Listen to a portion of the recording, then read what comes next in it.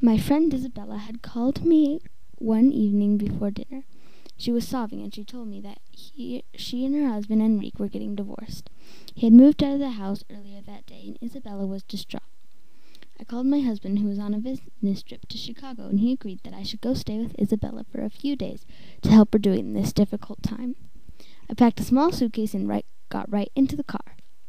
It was late, and it would take me at least 4 hours to drive from my home to Santa Fe.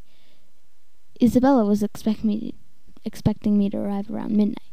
As I traveled through the dark, wet highway, I kept feeling chills, as if someone or something were watching me. I kept looking in the rearview mirror and glanced into the back seat. No one was there. Don't be ridiculous, I told myself, wishing fervently that I was home in my bed instead of driving on a dark, rainy highway. There was almost no traffic, and I heartily wished that I would soon reach Santa Fe. I turned off the highway just before I reached the city and started down some side roads that led to Isabella's house. As I approached a small crossroads, I saw a woman step directly in front of my car. I shrieked in fright and slammed on my brakes, praying I would miss her. The car shuddered to a halt, and I looked frantically around for the woman. Then I saw her, right beside my window. She was looking at me. She had the face of a demon, twisted eyes, glowing red, and sharp, pointed teeth. I screamed as she lifted up my window, her clawed hands striking the glass. I put my foot down on the accelerator, and the car leapt forward. For a few terrible moments she ran alongside the car, keeping up easily and striking me again and again. Then she fell behind into the rearview mirror. I saw her growing taller and taller, till she was large as a tree. Red light swirled around her like mist, and she pointed at me, her mouth moving, though I could not make out words. I jerked my attention back to the road, afraid what might happen to me if my car ran off the street. I made it to Isabella's house in record time and flung myself out of the car, pounding on her door frantically, and looking behind me to see if the demon-faced woman had followed me. Isabella came running to the door and let me in. "Shut the door! Shut it!" I cried frantically, brushing past her into the safety of the house. "Jane, what's wrong?" she asked, slamming the door shut.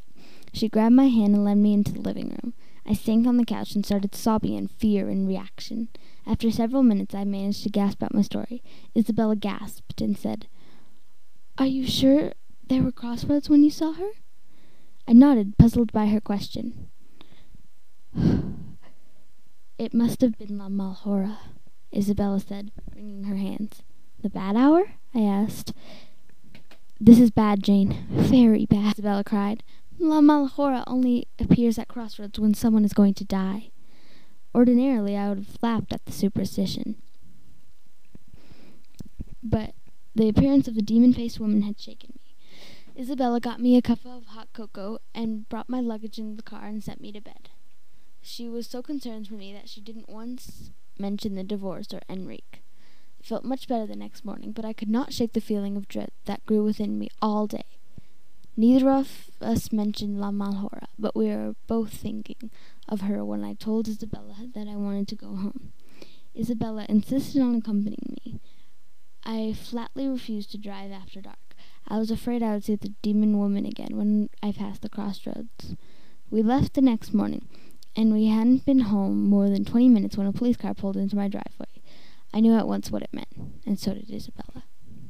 The officers spoke very gently to me, but nothing could soften my news. My husband had been mugged on the way back to his hotel after dinner last night.